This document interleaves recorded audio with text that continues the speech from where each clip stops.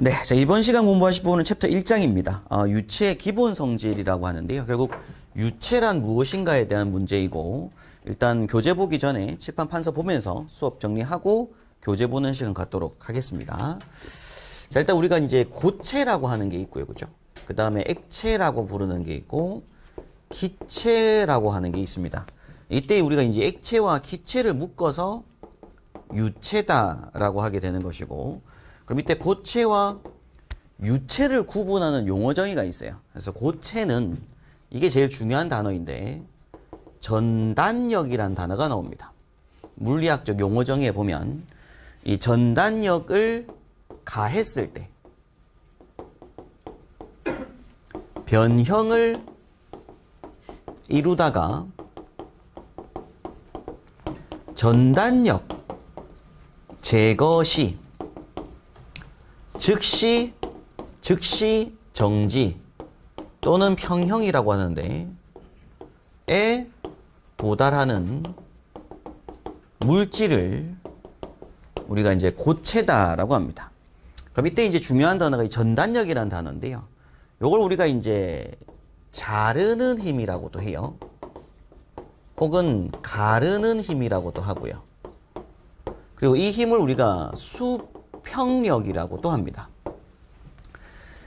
영어 단어로는 shear force라고 해서 이게 자른다 뭐 이런 뜻인데, 그래서 의미가 전단력이 뭐냐면 수평력으로서 면이 이렇게 있으면 요 면과 동일한 방향으로 가해지는 힘, 요걸 우리가 이제 수평력, 전단력이라고 하게 되고 나중에 마찰력에서도 적용되는 표현이 되게 됩니다. 그래서 이제 예를 들어서 칼로 자른다고 보시면 돼요. 그러면 두부 같은 거, 그럼 두부는 유체보다는 고형화에 가까운 물질, 그리고 이제 젤리된 것들, 이런 것들은 고체에 가깝다고 보거든요. 그럼 얘네들이 뭐냐면 이제 칼로 자르는데 자를 동안은 잘라지면서 변형을 이룹니다. 그러다 힘을 딱 멈추면 즉시 뭐 한다고요? 가만히 있다고요. 그걸 우리가 무슨 물질? 고체라고 부릅니다. 근데 유체는 이 전단력을 가했을 때 당연히 변형을 이루다가 전단력 제거 시에도 혹은 전단력 제거 시에도 지속적인 변형이 있는 존재하는 물질을 우리가 유체라고 불러요. 그래서 액체하고 기체 등은 우리가 칼로 물베기 이런 표현을 쓰잖아요. 그죠? 물이 있는 상태에서 자른 힘을 가했을 때 당연히 파형도 있고 변형을 이룹니다. 근데 이걸 딱 멈췄을 때 얼음처럼 탁 멈추는 게 아니다 이거죠. 그죠? 지속적으로 그 힘의 전달이 지속적으로 있을 거다. 그래서 이걸 우리가 뭐라고 한다고요? 유체라고 한다고요. 담배 연기를 칼로 딱 넣는데 연기가 착 멈추는 게 아니잖아요. 시간 멈추듯이. 지속적으로 뭐가 있을 거다. 변형이 존재하는 물질을, 그래서 결국에는 최대한 마찰 손실 때문에 완전 제로가 되기 전까지는 지속적인 변형이 있는 물질을 우리가 유체라고 하게 되고, 그래서 이때 중요한 게 이 변형성입니다. 이 변형성이 얼마나 많냐에 따라서 유체의 성질을 다시 한번 구분하게 된다라는 거고, 그럼 이때 이제 우리 참고로 공부하실 용어가 이제 이 전단력이라는 용어, 요게 이제 수평력이라고 말씀드렸잖아요. 근데 요 반대에 되는 용어가 이제 수직력이라고 해서 우리가 요 힘 말고 면에 이렇게 작용하는 힘이 이제 뭐가 되는 거고요. 수직력인 거고. 그래서 이 면에 이렇게 작용하는 힘이 압력이 됩니다. 압력. 면에 수직으로 작용하는 건 압력. 근데 면에 수평으로 작용하는 건 마찰력이 돼요. 그래서 마찰력과 압력은 같은 차원입니다. 같은 차원. 둘 다 단위가 뭐가 나오냐면 힘 나누기 면적한 단위가 나오게 돼요. 요거는 요 힘이죠. 그럼 이 면적 나누기 힘을 할 거잖아요. 그런데 여기서 보게 되면은 요 힘 나누기 면적 할 건데 여기서 하는 것도 마찬가지 힘이죠. 그럼 요것도 힘 나누기 면적 하게 됩니다. 그래서 단위 같아요. 같은데 서로 방향이 다르잖아요. 그래서 이걸 나중에 좀 이따가 저하고 압력하고 마찰력으로 한번 구분하게 될 겁니다. 일단 힘의 구분은 뭐가 있다? 힘의 구분은 전단력과 수직력이 있다. 이렇게 정리하시면 될 것 같아요.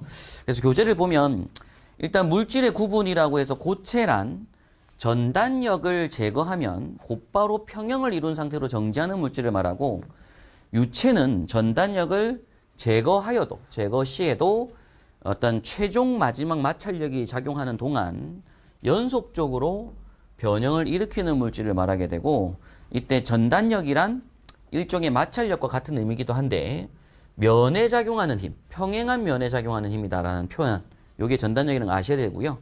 그러면 이제 반대되는 용어가 수직력이라는 용어도 있더라. 수직력은 이제 누르는 힘 이렇게 표현하게 되고요. 전단력은 자르는 힘 이렇게 표현을 하게 됩니다. 자, 계속해서 보시는 건 이번에 유체 분류, 그래서 유체를 또 분류하는 문제도 시험 많이 나오기 때문에 유체를 어떻게 구분할 건지에 대한 부분인데, 자, 이어서 한번 보도록 하죠. 이제 고체는 저희가 공부를 안 합니다. 공부하시기 유체에 대해서 공부를 하시는 거고, 이 유체를 분류함에 있어서 자, 첫 번째 분류법을 보시게 되면 밀도 변화에 따른 분류가 있습니다. 밀도 변화에 따른 분류라고 해요. 자, 근데 여기서 이제 중요한 게 요 밀도입니다. 밀도. 자, 밀도는 이제 다음 시간에 공부하실 부분인데, 밀도는 부피분의 질량이라고 하는 걸 우리가 밀도라고 해요. 그럼 우리가 이제 뭐 질량 불변의 법칙은 많이 들어보셨잖아요. 그럼 결국 부피가 변화하는 것을 우리가 무슨 변화? 밀도 변화라고 표현합니다. 그래서 밀도 변화에 따른 분류는 결국 부피 변화에 따른 분류가 되게 되고요. 요걸 이제 두 가지로 구분해서 압축성 유체와 비압축성 유체로 분류한 것을 무슨 변화에 따른 분류? 밀도 변화에 따른 분류다라고 보시면 됩니다. 그래서 뭐 다음 보기 중에서 밀도 변화에 따라 유체를 분류한 것으로 옳은 것은 했을 때 가장 기본은 압축성과 비압축성에 대한 구분이다 이거죠.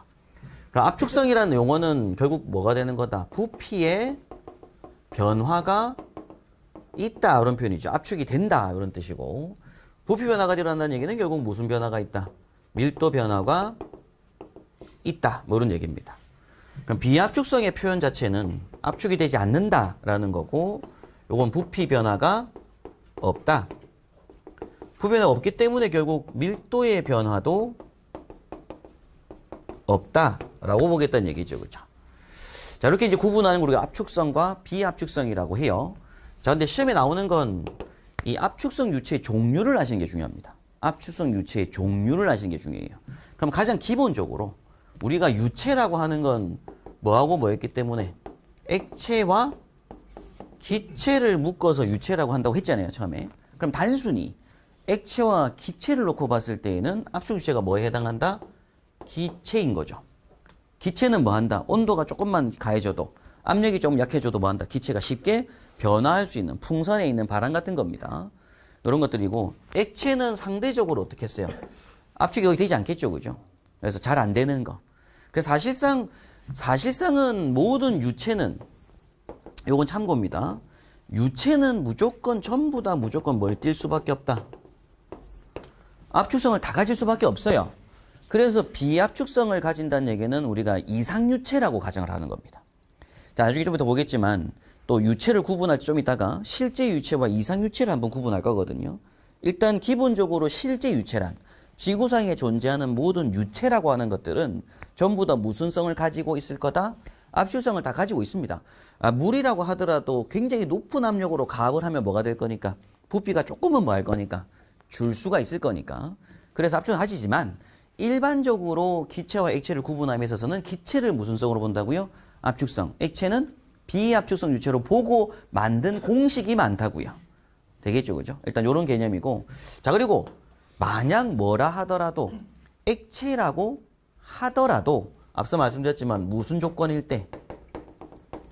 고압 그리고 고속의 개념일 때는 액체라 하더라도 무슨 성을 가질 거다?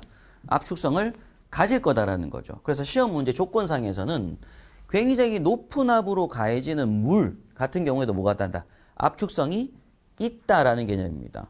그래서 시험 조건상에서 높은 압이 형성이 되거나 빠른 속도로 존재하는 개념은 반드시 무슨 변화가 생길 거다라는 거죠. 그래서 그게 압축성을 띌 거다라고 보겠다는 얘기고, 그럼 여기는 뭐라 하더라도 기체라 하더라도예요. 기체라고 하더라도 만약 저압이거나 저속의 개념. 그래서 시험 문제에 뭐가 나오냐면 보통 굴뚝 둘레를 지나가는 구름의 형태. 구름이 쭉 지나가는 겁니다. 하늘에 떠가는 구름. 근데 구름이 잔잔한 상태 때, 뭐 폭풍 칠 때 말고 날씨 좋을 때 구름을 딱 보면 어때요? 구름이 거의 멈춘 것처럼 보이잖아요. 근데 아주 서서히 마는 중이다. 이렇게 움직이는 중입니다. 그럼 그 상태는 이 기체가 뭐 하는 거예요? 팽창하거나 수축하지 않고 그 모양 그대로 움직이고 있잖아요. 기체라 하더라도. 이때는 무슨 성으로 보는 거라고요? 비압축성으로 보는 거라고요. 그래서 수류, 요게 이제 보통 시험에 나오는 개념이 수류라는 표현, 기류라고 하는 표현은 다 무슨 성 유체로 표현하고 있는 거다? 비압축성으로 표현하는 복이다라는 얘기입니다. 되겠죠, 그죠? 그런데 이제 압축성에 해당하는 부분들은 보통 여기에 충격파, 뭐 고속 흐름, 이런 것들은 다 무슨 성으로? 압축성으로 분류하고 있다. 그래서 시험 문제 설명상에서 이런 개념이 나오면 얘는 압축성이다. 이런 개념은 전부 다 비압축성이라고 보시면 되고, 압축성이라고 하는 건 부피 변화가 있다. 그건 결국 밀도 변화가 있다. 이런 개념을 한번 잡고 계실 필요가 있습니다. 자, 두 번째로 또 다른 분류법이 있는데, 좀 전에 보신 건 밀도 변화되는 분류라고 했고요. 그다음 이어서 보시는 건 점성 유무에 따른 분류가 있습니다. 여기서 말하는 점성이라고 하는 요 개념은 점도라고도 해요. 이게 이제 결국 끈적끈적한 정도. 그래서 마찰에 굉장히 중요한 요소점을 가지는 게 점도라고 하는 거죠. 점도. 점성이라고도 하고요. 그럼 이 점성 유무에 따른 분류로는 어떻게 구분을 하냐면 실제 유체와 이상 유체로 분류하는 법은 무슨 성에 따른 거다? 점성에 따른 거다라는 얘기입니다. 자, 그 얘기는 뭐냐면 모든 유체는, 지구상에 존재하는 모든 유체는 전부 다 뭐가 있을 거다? 점성이 있습니다. 점성이 존재하지 않는 유체는 없어요. 그럼 걔는 뭐가 없는 거라서 저항이나 손실이 없는 물질이라서 그럼 완벽한 물질이잖아요. 그런 물질은 아직까지 찾아낸 물질이 없다는 얘기입니다. 그래서 실제 유체는 점성이 있는 유체고 이상 유체는 점성이 없는 유체. 이게 가장 기본이에요. 자, 그런데 사실 실제 유체보다는 여러분께서 정의를 기억하실 게 뭐냐면 이상 유체의 정의가 필요한데, 자, 이상 유체가 뭐죠? 라고 물어요. 그럼 시험 문제에서 이상 유체에 대한 가장 옳은 설명을 해요. 그럼 보기 상에 뭘 찾아야 되냐면 비점성 그리고 비압축성인 유체를 묶어서 우리가 뭐라고 한다? 이상유체라고 부릅니다. 이상유체. 그럼 다시 말씀드리지만 모든 지구상에 존재하는 실제 유체는 다 뭐가 있고 점성이 있고 또 뭐도 있다? 압축성도 있다고요. 유체들은. 무조건 가집니다. 작지만 가질 거라고요. 그래서 점성과 압축성은 무조건 다 존재한다. 그런데 이상유체라고 하는 것들은 비점성, 비압축성이 될 거다라는 거죠.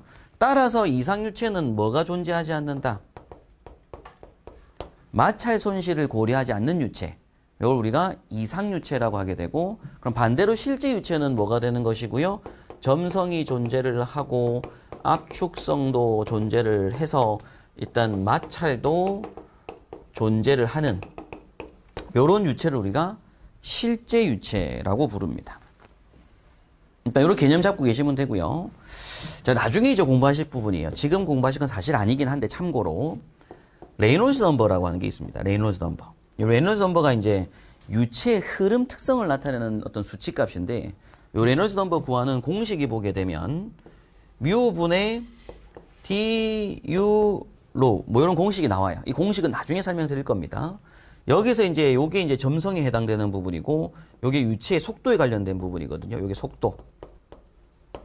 그럼 기본적으로 속도가, 유체의 속도가 굉장히 빠른 유체가 있을 수가 있고 속도가 굉장히 느린 유체가 있을 겁니다. 그래서 결국 이 속도가, 여기 속도가 빠르다 라는 얘기는 레이놀즈 넘버가 크다 뭐 이런 얘기가 될 것이고, 속도가 느리다 라고 하면 결론은 레이놀즈 넘버가 작다 이렇게 만들어지게 될 건데, 이때 우리가 이제 속도가 빠르다는 얘기는 결국 이 속도가 빠르고 레이놀즈 넘버가 빠르다라는 얘기는 결국 뭐가 없다? 마찰이나 저항이 없기 때문에 뭐 할 거라고, 유체 속도가 빠르게 나오는 거죠. 그럼 반대로 마찰이라든가 저항이 존재를 하면 속도가 느릴 거라는 얘기입니다. 그래서 이걸 우리가 이제 무슨 요게 마찰이나 정이 존재하니까 요걸 우리가 무슨 유체? 실제 유체로 보고 요게 굉장히 빠른 속도를 가지게 되면 결국 요 무슨 유체에 가까울 거다. 이상 유체에 가까운 성질을 가질 거다. 이렇게 판단하기도 합니다. 되겠죠, 그죠? 결론적으로 요게 중요한 거예요. 마찰이 있냐 없냐로 구분하는 걸 우리가 무슨 유체? 실제 유체, 이상 유체. 그리고 이렇게 구분한 건 무슨 유무에 따른 분류라고 한다고요? 점성 유무에 따른 분류라고 물리학에서 정의하고 있다 이겁니다. 그걸 한번 정리하시는 게 중요한 거예요. 유체를 분류하는 법들이 있다라고요. 있죠? 자, 계속 이어서 가로 3번에 보시는 이제 분류법이 나오는데 요 분류법이 뭐냐면 변형률에 의한 분류가 있습니다. 변형률에 의한 분류가 있어요. 이 변형률이라고 하는 요게 뉴턴의 점성 법칙이라는 게 나오게 되는데 요 뉴턴 점성 법칙 설명 잠깐 먼저 드리면 뒤에 나올 거긴 하겠지만 그 F는 뮤 A 곱하기 dy분의 du 요 공식 우리가 이제 뉴턴의 점성 법칙 공식이라고 하는데요. 자, 요 공식을 설명을 좀 드리면 뉴턴이 이 공식을 만들었는데 요렇게 수조가 있습니다. 수조.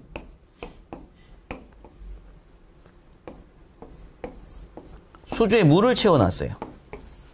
근데 수조의 물 위에다가 어떤 평판을 한 개 띄워놓고 요걸 갖다가 어떤 힘을 가해서 밉니다. 그럼 이때 가해지는 요 힘을 F라고 해요. 그럼 액체 위에 떠있는 어떤 평판, 나무 평판을 갖다가 손으로 밀 때,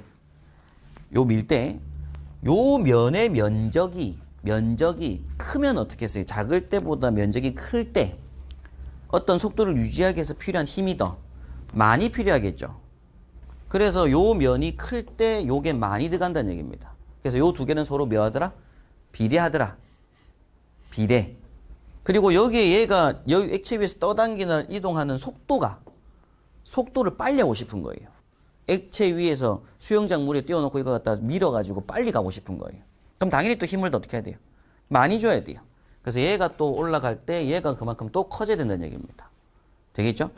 그리고 이때 요 물질이 물인 경우가 있을 수가 있고 꿀인 경우가 있을 수 있잖아요. 그럼 이 액체가 가지는 뭐가 존재할 거다? 액체가 가지는 점성이 존재할 거라고요. 그럼 이 점성 값이 또 뭐 할수록 클수록 미는 힘이 더 많이 커질 거라는 얘기입니다. 되겠죠, 그죠? 그런 개념으로 해서 그걸 비례하기 때문에 식화시킨 거예요. 뉴턴이. 그럼 이때 요 dy라고 하는 의도는 분모로 들어갔는데 여기 이유가 뭐냐면 여기 깊이 개념을 y로 보셔야 됩니다. 깊이의 개념. 요 액체가 존재하는 깊이의 개념을 y로 보는데 사실상 요거하고는 그림이 맞지 않고요. 요런 관으로 봐셔야 돼요. 관. 원관에 액체가 가득 차가지고 유체가 지나가는데 요 지점에서 관 중심하고 요 관 벽체가의 이격거리를 y로 잡습니다. y로. 그럼 요 y 값이 작다는 얘기는 무슨 얘기가 되는 거예요? 요 관벽에 가깝다는 얘기죠. 유체가 흘러가는 지점의 입자가 관벽에 가깝다는 얘기입니다. 관벽에 가까워서 y가 작아진다 이거예요. 그럼 작아지면 뭐가 커질 거니까? 마찰이 커질 거니까 들어가는 힘이 커지는 개념이라는 얘기입니다. 그래서 요게 작을수록 얘가 뭐 한다? 커진다. 그래서 이때 요것도 예를 들면 그런 거죠. 이 물이 적정한 깊이로 있을 때 말고 이게 얕은 거예요. 정말 얕은 거예요. 수조 안에 물이 아주 닿을랑말랑 할 만큼만 물이 있는 거예요. 그때 평판이 놓인 거 하고 어느 정도 깊이가 있는 상태에서 평판이 놓인 거 하고 둘 중에 밀기가 뭐가 더 힘들더라? 얕을 때 밀기가 더 힘들잖아요. 마찰이 커지기 때문에 그런 거거든요. 그래서 이 y 값이 적을수록 f가 더 많이 필요하다는 얘기입니다. 그럼 이때 요 a 값이 좌변으로 넘어가요. 공식에서. 그럼 그때 뭐가 만들어지냐면 f 나누기 a는 뮤 곱하기 dy분의 du가 만들어지잖아요. 요때 요 값을 우리가 전단응력, 마찰력 타우라고 부릅니다. 타우. 그럼 이때 마찰력 따라서 마찰력 타우는 뮤 곱하기 dy분의 du가 되어서 지금 이 배관의 액체가 지나갈 때 마찰력은 관 중심일 때 마찰이 제일 작죠. 관벽 갈수록 마찰이 커지잖아요. 그게 y 값이 뭐 할수록 작을수록 마찰이 커진다는 얘기입니다. 요게 y가 최대값이 됐을 때 제일 작고 그리고 속도 u가 뭐 할수록 빠르면 빠를수록 마찰이 커지겠죠. 그리고 액체가 가지는 이 점도가 또 뭐 할수록 크면 클수록 마찰은 커질 거다. 이걸 수식으로 만든 게 뉴턴이라고요. 이걸 뉴턴의 점성법칙이라고 부릅니다. 이 법칙을 무조건 따를 거다라고 본 거죠. 그래서 이때 액체가 가지는 고유한 뭐가 반드시 존재를 할 거라고요. 점성계수가 액체들마다 다 다르게 존재할 거다라는 것까지 뉴턴이 발견을 했습니다. 그래서 기본적으로 물질들마다 이런 점성들이 다 다르더라. 그리고 이 점성의 마찰은 뭐 하더라? 비례하더라. 뭐 이런 얘기를 본 거죠. 그래서 지금 이 그림에서 이렇게 지나가는 힘을 F라고 하고 요걸 옆에 칼로 딱 잘라요. 칼로 딱 잘라주게 되면은 배관을 쫙 펼칠 수가 있잖아요. 그럼 이렇게 펼쳐진 면이 나오게 되고 여기로 F가 이렇게 지나가는 거거든요. 그래서 이 F가 전단력인 거예요. 요 F는 전단력. 그래서 이 면에 작용하는 수평력인 거잖아요. 그래서 이걸 마찰력 타우라고 보겠다라고 한 겁니다. 근데 사실 이게 뭐 크게 중요한 내용은 아니고 일단 중요한 건 변형률이라고 하는 게 이 뉴턴의 점성 법칙을 뭐 하는 거? 만족하냐 만족하지 않냐에 따른 분류로 유체를 구분한 것도 물리학적으로 있더라 이런 얘기예요. 일단은 중요한 건 요건 좀 지우고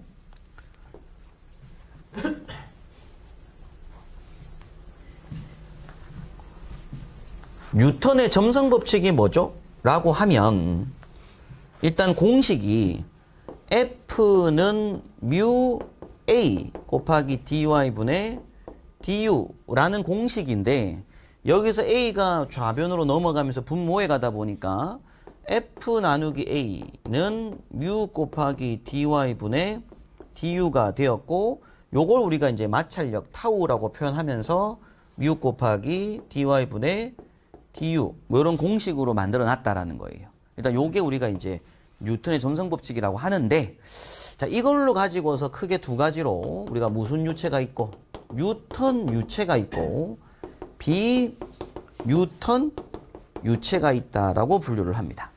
그래서 뉴턴 유체가 뭐죠? 하면 좀 전에 봤던 조공식 뉴턴의 점성 법칙을 만족하는 유체이고 비뉴턴 유체는 뉴턴의 점성 법칙을 만족하지 않는 유체를 비뉴턴 유체라고 부릅니다. 그러면 이 값은 결국 뭘 말하는 거냐면 점성의 변화가 없는 유체를 뭐라고 한다고요? 뉴턴 유체라고 불러요. 그러니까 대표적으로 이게 뭐가 있는 거다? 물이 있습니다. 물. 그러니까 시간 변화에 따라서 해당 물질이 뭐가 바뀌지 않는 거, 점성이 변하지 않고 그대로 그 점성을 가지고 있는 물질. 그러면 우리 공식을 뭘 쓸 수 있다고요? 요 공식 쓸 수 있죠. 왜? 여기서 공식에 요것만 상수로 고정값이잖아요. 얘는 변화량이니까. 변화량을 넣었을 때 어떤 이 공식이 나올 거라서 이건 상수로 딱 고정이 되는 물질이 있습니다. 그 물질을 우리가 뉴턴 유체라고 한다고요. 근데 비뉴턴 유체에 해당할 수 있는 건 결국 뭐가 있다? 점성의 변화가 있는 유체들을 비뉴턴 유체라고 부르게 되고 대표적으로 예를 들 수 있는 게 보통 페인트, 꿀 같은 거. 시간 변화수로 뭐가 되니까 굳어지고 딱딱해지기도 하고 또 열을 가했을 때 묽어지기도 하고 점성이 뭐 한다고요? 바뀔 수 있다고요. 환경에 따라서. 이런 걸 우리가 비뉴턴 유체다라고 부릅니다. 그럼 지금부터 공부하시는 저희가 공부하신 건 다 무슨 유체를 공부할 거다? 뉴턴 유체에 대해서 공부를 하는 겁니다. 뉴턴 유체. 뉴턴 유체가 소화 약재로 쓰이는 것들이고. 예, 뉴턴 유체. 자, 그래서 이제 정리를 잠깐 해보게 되면 일단 유체를 분류하는 문제가 시험에 나와요. 나오는데 밀도 변화에 따른 분류로는 압축성과 비압축성으로 구분한다라는 것이고 압축성이라고 하는 건 밀도가 변한다. 근데 그 얘기는 결국 뭐가 변한다? 부피가 변하는 거다. 기억하셔야 되고 이때 보통 수격작용, 그 다음에 충격파, 그리고 뭐 하는 거 음속보다 빠른이라고 하니까 고압, 고속의 유체들. 그리고 일반적으로 액체, 기체 중에서는 그냥 뭘 보는 거고요. 기체가 압축성이다라고 본 것이고 비압축성 유체는 일단 기체, 액체 중에서는 액체로 보는 거고요. 그리고 기체라 하더라도 뭘로 나왔을 때 기류, 수류 등으로 굉장히 뭐한 거? 저속 상태. 요걸 우리가 보통 다 뭘로 본다고요? 비압축성으로 보고 있다고요. 그 다음에 이어서 점성 유무에 따른 분류로는 실제와 이상으로 구분하는데 중요한 건 이상유체입니다. 이상유체가 뭐죠? 하면 반드시 뭘 해야 된다? 비점성, 점성과 압축성을 고려하는데 결국 최종적으로 비점성, 비압축성인 유체를 우리가 이상유체라고 하게 되고, 그럼 지구상에 존재하는 모든 유체는 무조건 뭘 가질 거라고요? 점성과 압축성이 있습니다. 일단 그렇게 있다고 생각하셔야 되고, 이런 유체를 말하고, 그리고 보통 이게 이제 결국 이렇기 때문에 뭐가 존재하지 않는다고 보자고요. 마찰이 없다고 보는 게 제일 중요하다고요. 이상유체는 뭐가 없다? 마찰이 없다. 이게 제일 중요합니다. 마찰이 없기 때문에 저항이 없잖아요. 굉장히 무슨 유체가 될 거다? 속도가 빨라질 수가 있고 레놀즈 넘버가 크게 나올 수가 있다는 얘기고, 이건 저항이 존재하기 때문에 느리게 나올 수밖에 없고 레놀즈 수가 작게 상대적으로 나오는 유체다, 이런 설명을 하고 있습니다.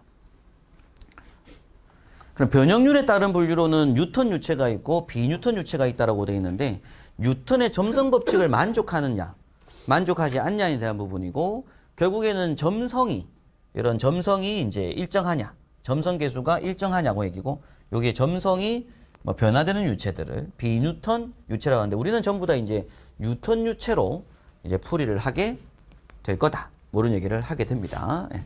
아무래도 이제 뭐 꿀이라든가 어떤 페인트 같은 것들은 훨씬 더 점성이 높을 거잖아요. 또 끈적끈적하고. 그래서 보통 분자량이 큰 물질이 많이 나오고요. 분자량이 적을수록 이 뉴턴에 가깝습니다. 일단 물리학적 특성상 뭐 그런 표현들을 좀 하고 있는 설명들이에요. 네. 자, 여기까지 해서 일단 먼저 그 유체의 기본 성질에 관련된 걸 한번 분류법까지 한번 정리한 시간인데, 시험에 나올 수 있는 주제들이니까 다시 한번 정리하시고 또 문제풀이 하면서 한번 나왔던 관련 문제들 풀어보시는 과정이 좀 필요할 것 같습니다. 자, 이번 시간 계속 이어서 챕터 2장에 보게 되면 이제 차원과 단위가 나오는데, 제일 중요한 게 뭐냐면 이 단위입니다. 단위. 우리가 사실 이 뭐 유체역학 수리학 과정은 그 유니트 오퍼레이션이라고 해서 단위 조작이라고 해서 그 대학에서 보통 이 학문을 공부할 때 쓰는 전공 서적이 요 책이 없어요. 이 책이 없고 전부 다 단위 조작이라는 책. 그걸 많이 씁니다. 유체역학 수업 때. 그래서 이제 기본적으로 외국에서 만들었던 뭐 메카프레이라든가 유명 학자들이 있어요. 그 학자들의 어떤 단위 조작 책들을 대학에서 많이 유체역학 강의 교재로 쓰고 있는 중입니다. 그래서 제일 중요한 건 뭐다? 단위다. 네, 제일 중요한 건. 그래서 먼저 전체 수업 들어가기 전에 이 차원이란 무엇인지, 단위란 무엇인지에 대한 이해가 제일 먼저 필요합니다. 그래서 챕터 2장은 차원과 단위에 대한 설명으로 먼저 좀 이어가도록 하고요. 챕터 2장 차원과 단위입니다. 그 중에 첫 번째 차원에 대한 설명인데요. 그 제가 이제 수업 중에 앞으로 차원이 뭐죠? 이렇게 물어봐요. 차원이 뭐죠? 차원이란 도대체 뭐죠? 이렇게 물어봐요. 그럼 차원이라고 하는 건 답을 어떻게 하셔야 되냐면, 서로 침범할 수 없는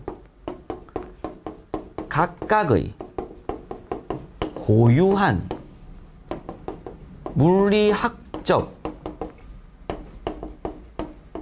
영역을 우리가 차원이라고 부릅니다. 차원. 그래서 이렇게 답하시면 돼요. 차원이 뭐죠? 물어보면 그러니까 서로 침범할 수 없는 어떤 고유한 물리학적 뭐가 있다고요? 영역들이 있다고요. 그래서 얘 차원이 다르다, 뭐 이런 얘기 하잖아요. 그럼 서로 침범할 수 없다, 이런 얘기입니다. 그럼 이 차원의 종류를 아셔야 되겠죠? 차원의 종류. 그럼 차원이 뭐가 있느냐라고 보게 되면 시간이라는 게 하나의 차원인 거예요. 시간. 그 다음에 길이도 하나의 차원이고요. 그 다음에 질량도 하나의 차원이라고 합니다. 그리고 이 차원이 다른 개념으로 중량도 질량과 다른 차원이라고 해요. 질량과 중량은 다른 차원이라고 합니다. 중량이라고 하는 게 존재하는 차원이 있고요. 그럼 뒤에 이제 온도, 그리고 이제 각도, 이런 것들이 서로 침범할 수 없는 물리학의 영역들이라고요. 예를 들어 그런 거죠. 시간을 표현하려는데 길이로 시간을 표현하래요. 시간을, 1시간을 표현하는데 길이로 표현을 하래요. 그럼 표현할 수가 없잖아요. 그러니까 서로 침범할 수 없는 물리학적 뭐가 있다고요? 영역들이 있다고요. 그걸 우리가 차원들이라고 부릅니다. 일단 이런 개념이 있다라는 거고. 자, 그 중에서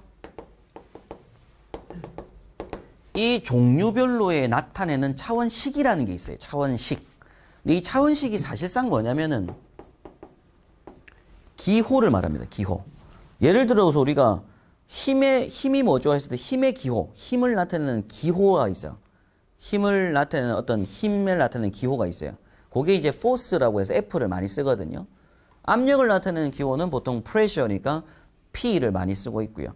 시간이라고 하면 time이니까 T를 또 많이 쓰고 뭐 이런 것들이 있습니다. 그런 기호들을 뭐라고도 한다? 차원식이라고도 부릅니다. 근데 여러분께서 지금 공부하실 때 필요한 차원식은 뒤에 온도는 같이 중복돼 쓰기 때문에 뒤에 온도 각도는 넘어가도록 하고요. 각도는 보통 세타가 더 많이 쓰니까. 근데 중요한 건 요 네 가지의 차원식이 너무나 중요해요. 차원식. 그래서 이 시간을 나타내는 차원식이 뭐냐면 타임이니까 t를 씁니다. 타임이니까 t를 쓰고 있고요. 그리고 길이는 length라고 해서 L의 차원식을 쓰고 있습니다. 전 세계적으로. 그 다음에 이어서 질량은 mass라고 해서 M을 쓰고 있고요. 차원식으로. 중량의 차원식은 F를 쓰고 있습니다. F. 요걸 우리가 요렇게 표기한 걸 뭐라고 한다고요? 차원식이라고 한다고요. 그러면 하나 이제 예를 들어서 밀도가 있는데 이제 밀도가 우리 킬로그램 퍼 메타 3승을 많이 쓰거든요. 단위를. 요건 단위. 아직 차원식을 제가 쓴 건 아니고. 그럼 요걸 차원식으로 나타내면 M 나누기 L의 3승 표기할 수 있잖아요. 표기를. 그래서 요렇게 해서 M L 마이너스 3승 이렇게 표기하거든요. 표기하는 법을. 요걸 우리가 뭐라고 한다? 요거를 밀도의 차원식이라고 한다고요. 그러면 세계 전 공학자들은 요것만 딱 보면 얘가 뭐다? 밀도다라는 걸 안다는 얘기입니다. 그렇게 통일화된 기호가 있다. 요걸 우리가 뭐라고 한다? 차원식이라고 한다. 요렇게 정리를 하시면 되고 차원은 여기까지만 정리를 한번 하고 계시면 돼요. 차원식까지만. 네, 이렇게 정리하시면 됩니다. 네. 차원식은 요런 거다 라고 보시면 될 것 같아요. 단위까지 보고 교재본을 정리하고 복습하는 시간 갖도록 하겠습니다. 단위가 있어요. 단위. 그러면 또 용어정의인 거죠. 용어정의. 단위가 뭐죠? 이렇게 물어봐요. 단위가 뭐죠? 이렇게 물어봐요. 그럼 단위는 뭐냐면 앞서 봤던 각 차원의 크고 작음을 표현하기 위해 우리가 만든 것들을, 그러니까 우리 약속한 것들, 그걸 우리가 단위라고 합니다. 유니트. 근데 사실 이거는 뭐죠? 그러니까 원래 이 유니트라는 단위보다는 원래 고대부터 우선된 건 수죠, 수. 수를 만들었잖아요, 먼저. 그 수가 있기 때문에 크고 작음이 나타나는 거거든요. 그럼 그 크고 작음을 나타내는데 수만 붙는 게 아니라 뒤에 뭘 붙이자, 이렇게. 단위를 붙이자라고 한 겁니다. 그래서 제가 어떤 물질을 보고 와가지고서는 A라는 물질은 10kg이고 B는 5kg짜리입니다. 라고 말을 한 거예요. 그러면 여러분께 들으실 때 A라는 물질은 B보다 더 뭐하다? 무겁다는 걸 알 수 있는 거잖아요. A는 20m짜리고 B가 10m짜리입니다. 라고 하면 A가 B보다 길다라는 걸 알거든요. 뒤에 뭘 붙였기 때문에 단위를 붙였기 때문에 그 차원이 크다는 걸 안다고요. 그래서 각 차원의 크고 작음을 표현하기 위해서 수 뒤에 붙이는 걸 뭐라고 한다고요? 단위라고 한다고요. 그럼 이제 이 단위를 구분하는 법이 나오는데 여기서 이게 제일 중요합니다. 세 가지 구분법이 나오는데요. 이 단위의 종류가 뭐가 있냐면 절대 단위라고 부르는 게 있어요. 그 다음에 중력 단위라고 부르는 게 있습니다. 단위는 절대 단위, 중력 단위. 이게 제일 어려운 내용이기도 하고 이게 제일 중요한 내용이기도 해요. 그 다음에 단위를 어떻게 구분하냐면 MKS계, CGS계라고 부르는 분류법도 있습니다. 단위를 분류하는 방법 자체가. 그리고 마지막으로 기본 단위, 유도 단위다라고 부르는 것들도 있어요. 단위를 부를 때. 그래서 단위를 뭐라고 한다? 아, 얘는 절대 단위다. 얘는 중력 단위다. 얘는 CGS 단위다. MKS 단위다. 얘는 기본 단위다. 유도 단위다. 이렇게 얘기를 한다고요. 그런 것들이 있다고요. 그럼 이때 요거부터 제가 보고 설명을 드리고 이제 지울 거예요. 요거 두 개는 그냥 한번 듣고 넘어가시면 돼요. 이건 제가 필기를 많이 해야 되고. 자, 일단 기본 단위가 뭐죠? 물어봐요. 기본 단위가 뭐죠? 물어보게 되면 요건 단위가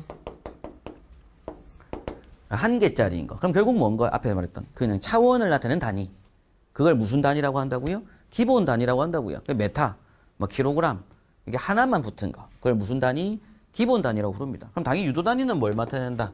단위가 2개 이상이 조합되어서 만들어진 단위를 나타냅니다. 예를 들면 이제 면적 나타내는 거, 면의 면적이라고 하는 거. 그게 이제 메타 제곱이 쓰는 거잖아요. 메타 곱하기 메타에서 나온 게 면적이거든요. 또 부피도 메타 곱하기 메타의 3천을 만든 거고. 그 다음에 이어서 이제 속도라고 하면 메타 퍼 세크 있죠? 메타 퍼 세크. 이건 메타와 세크가 조합돼야지 나오잖아요. 그 단위를 뭐라고 한다고요? 유도 단위라고 부른다고요. 그럼 예를 들어 리터도 유도 단위인 거죠. 리터가 부피잖아요. 메타 삼성이 나왔기 때문에 리터가 나온 거거든요. 이런 개념들이 일단 기본적으로 유도시켜서 만들어낸 단위들이 있다는 얘기입니다. 수업 중에 나오겠지만 뉴턴 나와요. 뉴턴이라는 단위가 나와요. 뉴턴. 요게 힘의 크기긴 한데 그게 뭐냐면 킬로그램하고 미터하고 세크 제곱을 조합시킨 거거든요. 그래서 뉴턴을 만들었어요. 단위를. 포아즈란 단위가 있어요. 점성계주. 이 포아즈란 단위가 나오는데 그 단위도 만든 거예요. 이런 단위들을 다 무슨 단위라고 부른다고요? 유도 단위라고 부른다고요. 되겠죠, 그죠? 그래서 기본 단위는 앞서 봤던 차원을 나타내는 단위들, 각 차원들, 그걸 기본 단위라고 부릅니다. 근데 뭐 듣고 넘어가시면 돼요. 시험 나올 건 아니니까. 요런 이제 단위를 표현하고 있다 이런 얘기고. 자, 다음 이어서 이제 아셔야 될 게 MKS와 CGS입니다. 왜냐면 앞으로 모든 물리량들을 이걸로 구분할 거거든요. 이제 앞으로. 어차피 우리가 공부할 것들은 다 유도 단위를 공부할 거예요. 기본 단위를 공부할 게 아니고 유도 단위를 공부할 건데 요게 이렇게 구분되어 있다고요. 그럼 MKS계라고 하는 건 미터하고 킬로그램하고 세크를 이용해서 만든 단위를 MKS라고 합니다. 다 그 약자가 들어간 거죠. 그럼 CGS는 당연히 뭐가 들어간 거고요.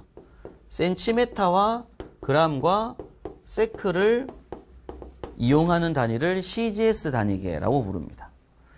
좀 이따 다시 설명을 드리겠지만 여기에 킬로그램 F가 붙어서 킬로그램 포스가 들어가기도 해요. 그럼 당연히 메타하고 킬로그램 포스하고 세크를 쓴 것도 무슨 단위다? MKS계고 센티미터하고 그램 포스 세크를 쓴 것도 CGS계라고 부릅니다. 어떻게든 단위상에 얘네가 들어가 있으면 무슨 계라고요? CGS계고 얘네들이 들어가 있으면 MKS계다라는 거예요. 일단 그렇게 정리하시고 넘어가시면 됩니다. 이것도 뭐 한번 듣고 넘어가시면 돼요. 외우고 하실 게 아니라서 이 부분은. 자, 그럼 제일 중요한 건 뭐냐면 요 절대 단위와 중력 단위인데 요거는 제가 이제 수업 중에 물어요. 수업 중에. 절대 단위가 뭐죠? 이거 물어요. 계속. 중력 단위가 뭐죠? 이렇게 물어요. 그럼 또 답하는 방법이 중요합니다. 제가 좀 전에 단위가 뭐죠? 라고 물으면 답을 어떻게 하자고요? 각 차원의 크고 작음을 나타내기 위해서 만들어낸 것들, 그걸 단위라고 부르는데, 그럼 그 중에 절대 단위가 뭐죠? 이렇게 물어봐요. 절대 단위가 뭐죠? 이렇게 물어보면 답을 이제 어떻게 하시는지를 이제 외우시는 건데, 절대 단위는 질량, 길이, 시간을 이용하는 단위를 절대 단위라고 부릅니다. 이렇게 답하시려고 외우셔야 돼요. 그러니까 수업 중에 이제 절대 단위가 뭐죠? 하면은 답을 뭐라고 하자고요? 질량, 길이, 시간을 이용하는 단위. 이렇게 답하도록 외워놓자 이겁니다. 그게 제일 중요한 거예요. 그래서 이때 질량이 우리 앞에 기호가 차원식이 뭐였다? M, 길이가 L, 시간이 T잖아요. 그래서 이걸 우리가 무슨 단위라고도 한다? MLT계 혹은 MLT 단위계라고도 합니다. 절대 단위를. 질량이 매스였으니까 길이가 랭스고. 그럼 중력 단위가 뭐죠? 물어봐요. 중력 단위는 뭐죠? 물어봐요. 그럼 그때는 중량하고 길이하고 시간을 이용하는 단위. 이렇게 답을 하셔야 됩니다. 중량하고 길이하고 시간을 이용하는 단위라고 답하시면 돼요. 그럼 이때 요게 이제 F고요. 요게 중량이 곧 좀 설명드리겠지만 force F거든요.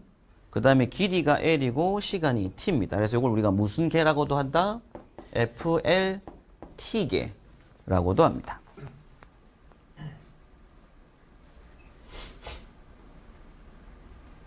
자, 그럼 중요한 건 이제 뭐가 차이 나냐면 길이, 시간은 똑같잖아요. 결국에는 질량을 쓰면 무슨 단위? 절대 단위. 중량을 쓰면 중력 단위다라고 기억하시는 게 중요하고. 그럼 여기서 중요한 건 이 질량 나타내는 단위에 뭘 쓴다고요? 킬로그램 또는 그램 쓰겠죠? 그런데 중량을 나타내는 단위에는 반드시 뭘 쓰게 돼 있다? 킬로그램 포스를 씁니다. 킬로그램 포스를 써요. 여기 그램 쓰면 그램 포스겠죠? 그램 포스.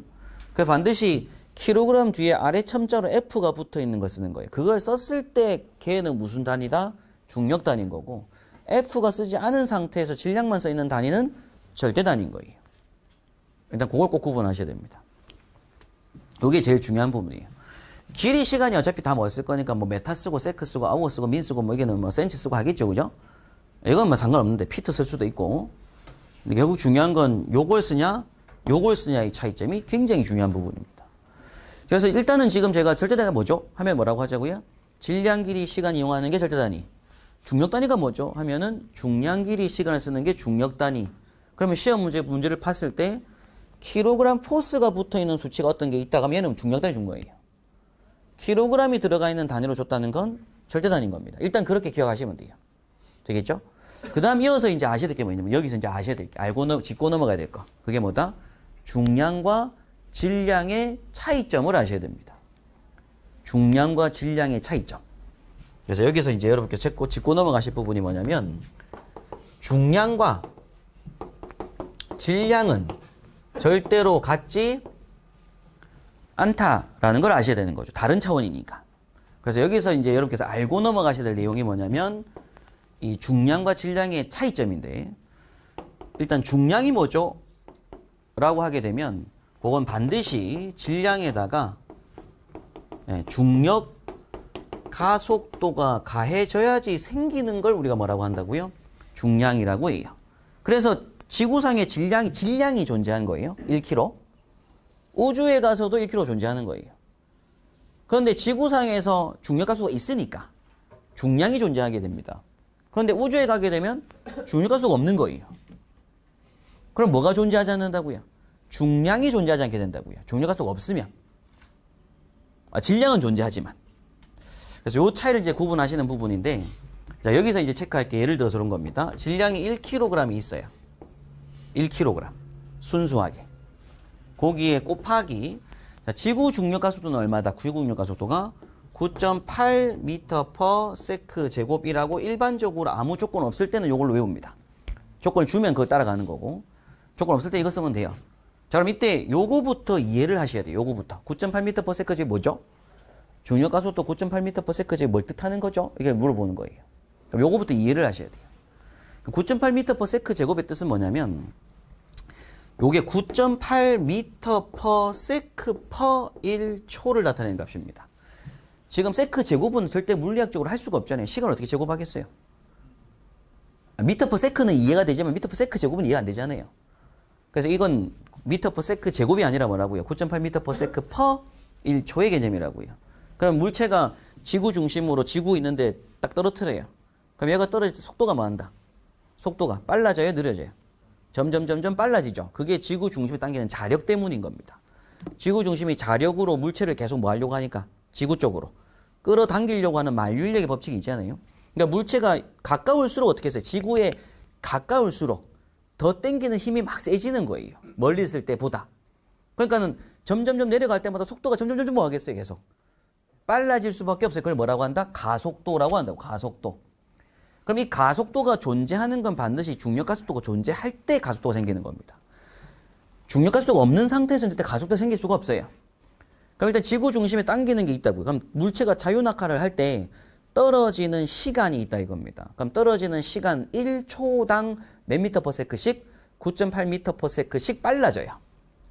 속도가 계속 빨라지는 게 가속도라고 하는 거고. 그래서 지구 중심, 지면에서 닿는 중력 가속도가 얼마라고요? 9.8m/s 제곱. 지구 중심의 요즘 위치의 지면에서는 더 깊이 갈수록 뭐 할 것이고 9.9가 될 수도 있고 9.92, 9.95가 될 수도 있다 이겁니다. 또 옥상 올라가게 되면 산 꼭대기까지 올라가게 되면 뭐가 되고 9.7이 될 수도 있고 9.6이 될 수 있는 거고. 중력 가속도가. 근데 일반적으로 해수면에서 중력 가속도가 얼마다? 9.8 미터 퍼 세크 제곱. 근데 그 세크 제곱이 아니라 1초당 9.8m per s 속도가 뭐 하는 거?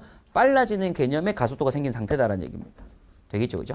자, 그러면 요게 존재하기 때문에 우리가 몸무게 재는 저울 위에 올라가요. 저울 위에 올라갔어요. 올라가니까 어떻게 했어요? 우리가 이 몸무게 재는 저울을 누르게 되는 거라고요. 지구가 당기니까. 우리가 누르고 싶어 누른 게 아니라 지구가 우리 몸을 당기고 있으니까 이 몸무게 재는 저울 위에 올라갔을 때 저울을 누르게 됩니다.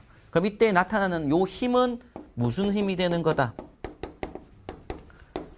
누르는 힘이 되겠죠, 그죠? 그러면 지면에 1kg짜리 돌이 놓여져 있대요. 그럼 요것도 어때요? 얘가 지면을 누르는 힘이 생길 거잖아요. 그죠? 그럼 이때 이 물체가 지면을 누르는 힘을 뭐라고 한다고요? 중량이라고 한다고요. 중량.